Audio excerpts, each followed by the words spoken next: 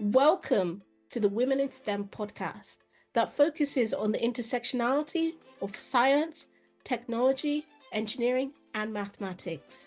We focus on how we can amplify the voices of women in STEM and make them aware of the multiple different career opportunities that are available. Welcome to the Women in STEM podcast. Would you like to introduce yourself, please? Hi, I'm Christina Lovelock. I'm an author for the BCS and I've also worked in tech for over 20 years. Wow, it sounds like you've had quite an interesting journey for you to be in tech for 20 years. Can you share a part of your journey and how the field has changed and with regards to why you decided to pursue your current path? Yeah, so I never meant to work in tech. I studied physics and astrophysics at university, and I knew that I wanted to work in the public sector, but I didn't particularly think that I wanted to work in IT. And it just happened that the first job that I was offered was working for a local authority, and it was an IT project role. And it was a great role because it gave me the opportunity to do so many different roles in tech. I was doing help desk support, training, data migration, procurement. It was a small team, so I really got to do everything. And I've spent my whole career since then working in different tech roles, delivering different projects. And with regards to some of the projects that you've worked on, could you highlight us one of the projects that you've worked on and some of the key impacts that it's had? So one of in my career was when I worked for the NHS. I worked in the NHS for 12 years. And one of those projects was about essentially the economy that exists within the NHS, where providers of care and commissioners of care, where the money has to move around the system. So it was calculating how much activity, how much care had been delivered by different care providers in the NHS and who needed to pay for that kind of based on where people lived. It was doing calculations of up to about £30 billion, which was a really significant chunk of the NHS budget at that time. And the system was developed in parallel to the policies and processes being developed by the Department of Health. So we really didn't have very much time to make sure that the system reflected what the policies intended. So we had to work very closely with people creating policy, and also with the system developers to make sure that the calculations were exactly correct because it was such high stakes. I feel really proud of that project. There was a lot of really great people working on that project, and with such high volumes of transactions, it was one of the biggest databases in Europe at the time. And I knew that it brought real value to the NHS as well in what we were delivering. Speaking of bringing value and analytics, you have a book called Delivering Business Analytics, the BA Service Handbook, which offers a practical guide for BA leaders. What motivated you to write this book, and what was the key takeaways for aspiring business analytics? So it's business analysis, which is actually different to business analytics, although there's a lot of confusion and a lot of people mix up those terms. Analytics tends to be more about data, processing data, and generating insights through management information. Business analysis is a more holistic technology as well as data. And sometimes it's not about technology at all. Sometimes it's about process improvement. And there's a lot of great books around how to do good business analysis, and my co-author, Dr. Deborah Paul, has written several of them. But there was very few books around which took business analysis to the next step and that was aimed at business analysis leaders and aspiring leaders. And what that book did, Delivering Business Analysis, it talked about business analysis as a service and how we can elevate what we do to be a really effective service within our organisations. So it looked at things like recruitment pipelines, recruitment strategies, tooling strategies, understanding your customers, and thinking about how business analysis can be best delivered within an organisation so that the amount of money that an organisation is spending on business analysis is translating to clear results in the projects, programmes and products that organisation is creating and delivering. Congratulations on recently completing your MSc in Senior Leadership. How do you define effective leadership in the tech industry? And what qualities do you believe are essential for leading a successful digital team? So in general, this is a bit of a generalization, but in general, the quality of leadership in tech is quite poor because the people who kind of float to the top as kind of being leaders are typically the people who are good technically at whatever their professional discipline is. So whether that's business analysis or software development, if you're a good one, you end up a leader, a lead practitioner, and then a team leader, and then a head of. But that doesn't necessarily translate to having good management and leadership skills. And we're very poor in tech often in investing in our leaders. We say, okay, well, you were a good software developer, you're a good business analyst, so therefore you're going to make a good team leader. And we don't give people the training, support, and development in this entirely different professional discipline of leadership. And I'd been in leadership and management positions for about 10 years before I had any leadership or development training whatsoever. And after the first leadership development course that I did, it was a real snowball effect for me. I ended up doing various different training and development, which ultimately led to me doing the MSc in senior leadership, which I think has been really important for me personally, but it also helped me to understand some of the limitations in technology leadership. We do tend to be very process and technology focused, and the way things actually get done is through people, supporting them and getting the best out of people. And tech leaders aren't always people-focused leaders. So that's a real issue in the tech sector. But I do think that leaders, whatever role you're in and whatever sector you're in, if you've never done any leadership development training, don't assume that you are the best leader that you can be. With training and development, we can get better at anything, and leadership is certainly one of those things. A term that is often not utilized quite a lot is the digital skill gap. So I was wondering if you could kind of explain to the listeners what a digital skill gap is and what are some of the initiatives or strategies that you are currently working on. So the digital skills gap is a massive issue for the UK. It's actually a global issue, but in the UK, it's costing our economy about £63 billion a year. And that's a calculation done by central government when they formed their digital strategy a few years ago. So it's a big problem. And it's two things. It's the fact that we don't have enough digital skills in the UK to meet the demand and keep up with the level of innovation that we need to remain competitive. People just don't have the skills. And digital skills are made up of different layers. The first being really more kind of digital literacy, understanding how to use digital devices, understanding around data protection, how to share data safely, what can be shared. So we really need to build on that foundation layer across the whole of society. And there's a lot of emphasis on doing that in schools and with students. And then the next layer is around the digital workforce, having the skills that we need to prepare for the future, the kind of digital economy of the future for the UK. And that includes skills like software development, and that's the one that gets a lot of attention. But it's also a lot of other skills that are needed by tech professionals around creativity and collaboration, innovation. We don't hear so much about those skills. We see a lot of emphasis on needing people to learn how to code, but those aren't the main skills used in tech. Only a small proportion of the people who work in tech actually write code. So the digital skills gap really represents the fact that we don't have all the skills that we need in the digital space to allow the UK economy to continue to grow in that area. And there's also a digital divide. So people from some backgrounds have far less opportunity to engage with digital devices, learn those kind of digital literacy skills that I mentioned, and to go on to develop the skills needed by the digital workforce.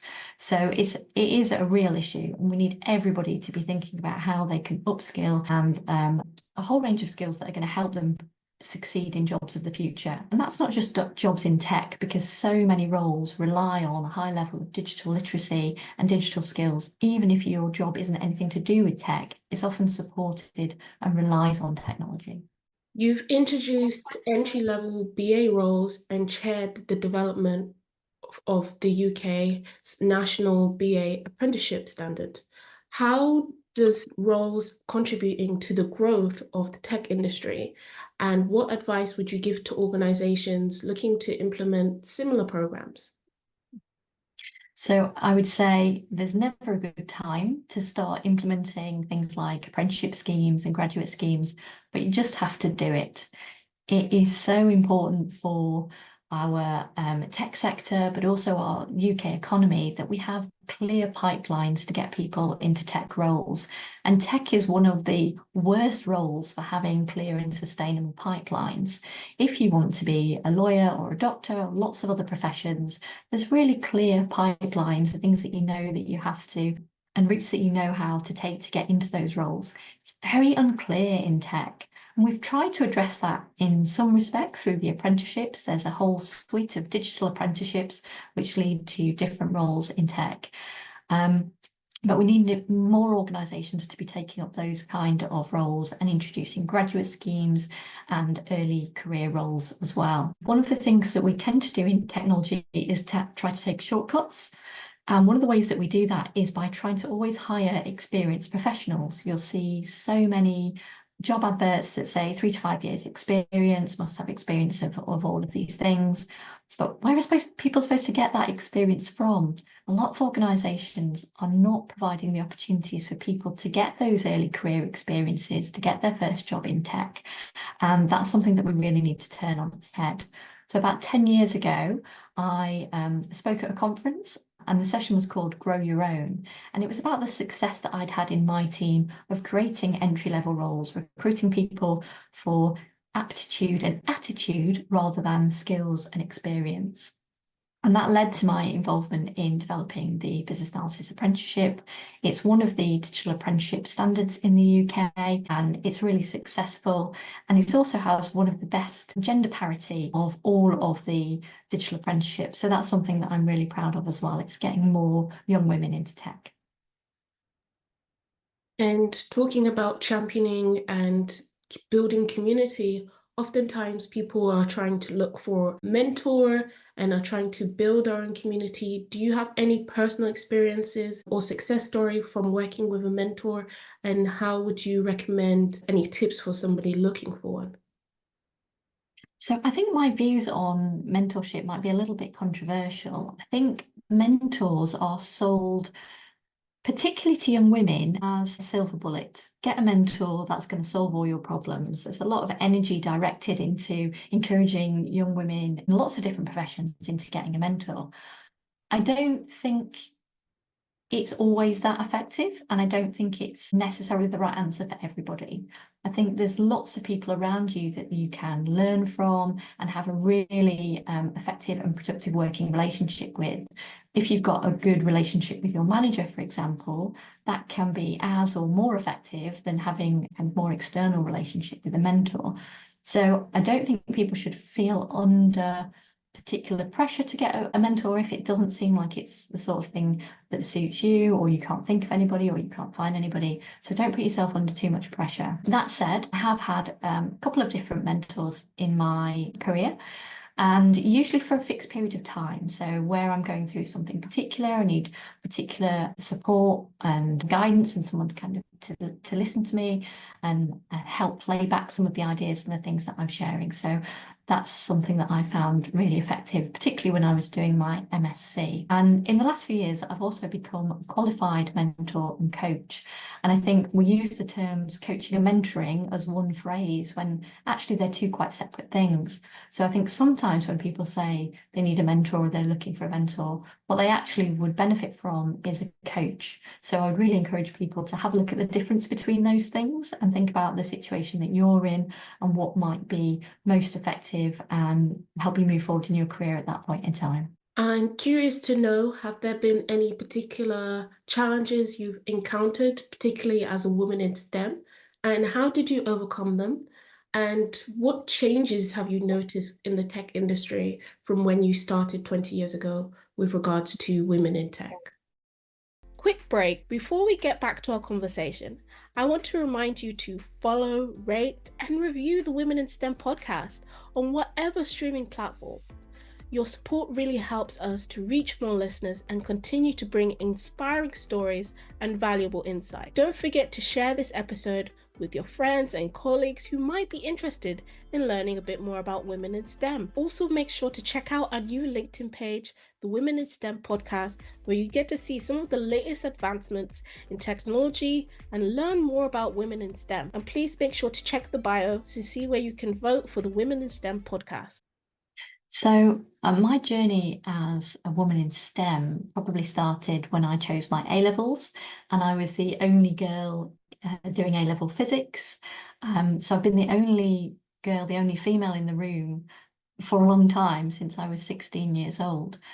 And that hasn't always bothered me. I haven't always noticed, but sometimes I do notice. And particularly when I notice is when I'm in a room full of women. It makes me think, this is unusual. This is not my usual experience. And in fact, a few years ago, I found myself apologising to a male colleague when I realised he was the only man in a room, in a meeting full of women. And I thought, why am I apologising? That is the situation that I find myself in all of the time. And it's interesting being a woman in tech. And actually, I was quite resistant to that phrase for a long time. I didn't use that phrase. I didn't engage with women in tech communities. And I think that was for two reasons. One was I didn't see myself as that technical. Despite having a physics degree and having worked my whole career in tech, there's a lot more technical roles within the tech sector. And I thought, well, maybe women in tech spaces are for those women doing more technical roles. And the second thing is, I didn't really want to stand up and kind of remind everybody that I was a woman, and that I was worried that there might be some negative associations and negative connotations with me engaging with a community like that. I thought I might be perceived as a bit of a moaning woman. That was my perception from the outside. I did start to engage with women in tech communities, and it has been really valuable for me personally and professionally. That was probably about 5 years ago. I started engaging with women in tech communities and going on to speaking at various events that are aimed at women in tech, and particularly young women in tech. So there might be people out there kind of thinking, maybe I don't want to engage with that community. Maybe I don't want a woman to be the kind of first part of my identity. I just want to be seen as a professional. And that's definitely how I felt. But I think there is still a lot of work that we need to do in terms of gender parity, particularly in tech and particularly in STEM. So I think engaging with those communities can be really productive, really effective. And I think one of the main things that we can do is be those role models for the tech professionals of the future. So I've done a lot of work with young people and in schools, showing them that a tech professional doesn't look like how they might imagine or how it's portrayed in the media. Lots of different people can succeed and thrive in a career in tech. Congratulations on your new book called Careers in Tech, Digital and Data. It aims to highlight various roles beyond code and to give us a preview. And can you please give us a preview of what the readers can expect and why it's important for us to highlight diverse roles? Yeah, thank you so much. I've already mentioned that a lot of the get into tech narrative is around learn how to code, and particularly increasing the diversity of the tech workforce is focused on teaching different groups, particularly on women, coding skills and technology skills, which is great. I don't want to detract from that at all. But most people in tech don't write code. So another and perhaps more effective strategy would be for us to highlight the whole range of roles that exist in tech, things like software testing, business analysis, product design, roles that are about collaboration and quality and communication, and don't write code at all. If we highlight that range of roles and say to people that whatever your skills and interests, there is a role in tech for you. So don't rule yourself out. Don't assume that you know what a role in tech looks like. So what I've done in the book is taken a whole range of different roles, about 30 or 40 roles in total. I've done a number of interviews with people who are in those roles, from fairly junior roles to very senior roles like Chief Technology Officer and Chief Information Officer, to show people that whole career path in tech that is not really obvious from the outside. And I have talked about some of the benefits and also challenges of a career in tech.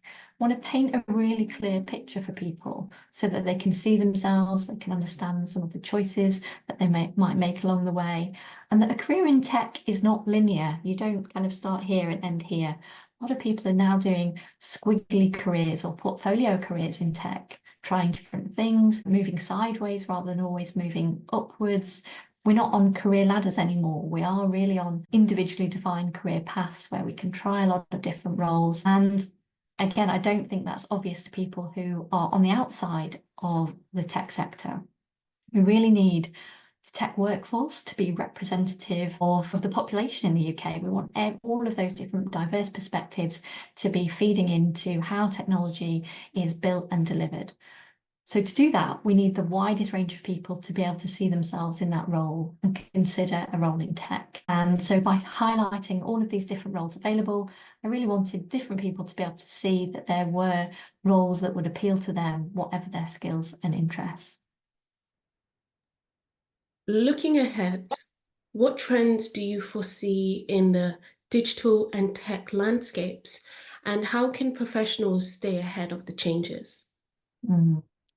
So technology has always evolved really quickly, and so it's always been a key aspect of being a tech professional to be able to keep your skills up to date. And the main way that we can do that is by being curious, being open to learning. And there's so many different ways we can do that. We can learn from our colleagues, we can attend events internally that are about knowledge sharing, we can read books, read articles, attend events, whether that's online, webinars, listen to podcasts, think about all the different options that we have to learn from experts, but also to learn from our peers. And if we have that curiosity, that mindset that's open to learning, then that gives us an edge as tech professionals. It means that we are understanding what skills are going to come along, what new technology is going to come along, and what new roles are going to come along. And that's going to be really important. We're not going to be able to stay in one role or even within one organisation for our whole career as tech professionals. We need to be thinking about what's next for me, what skills are going to be more in demand, how can I make sure that I've got those skills and that my CV and my set of skills and experience is as attractive as possible. We're going to continue to see a lot of change in the tech sector, with different roles expanding and others reducing in size. So we need to have that flexible mindset, that idea that yes, this is what I've trained to do, but I can train to do something else. And we're going to work in so many different roles, certainly more roles than our parents' generation. So that curiosity, openness to learning and engaging with the professional tech community through events and through networks is so important to stay relevant as a tech professional.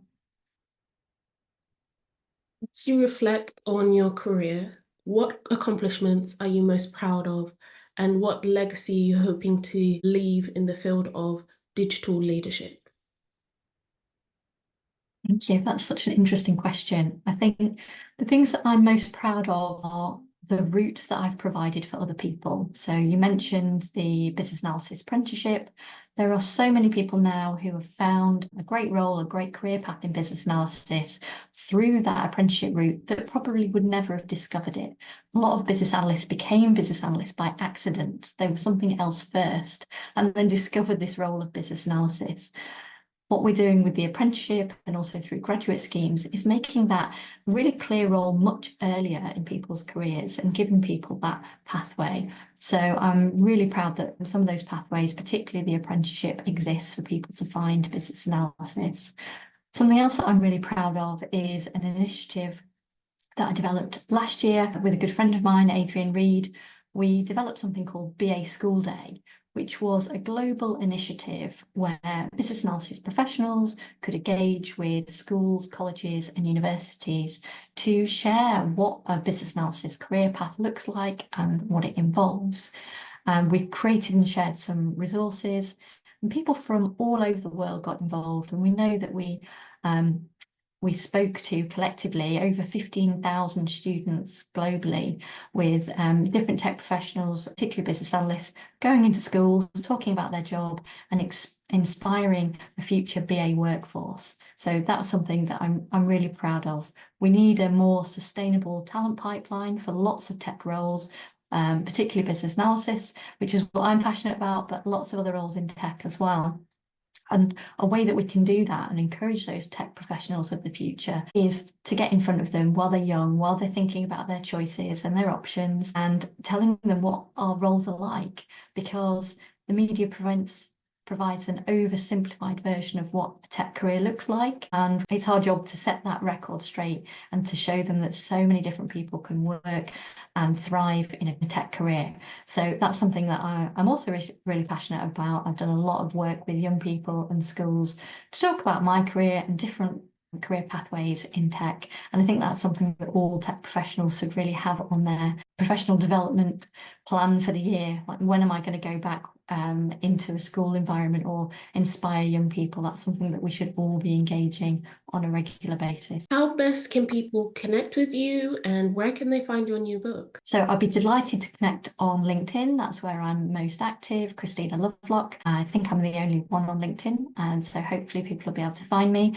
The book is available to pre-order on Amazon and also the BCS website, the BCS bookshop. It's coming out on the 19th of August, and yeah, I'd really love help from everybody to get it into the hands of the right people. So you know somebody who should be interested in a career in tech. They might not be, but you think that they should be. So those are the people whose hands I want to get this book into, and I'm really looking to the tech community to help me to do that. Listeners, if you've enjoyed this episode, please make sure to subscribe to this podcast on your favorite streaming platform, leave a review and rating to help us reach more listeners, and follow our social medias, the latest updates and behind the scene content. Join us next week for another exciting episode. And until then, keep exploring the world of STEM and empowering women in STEM.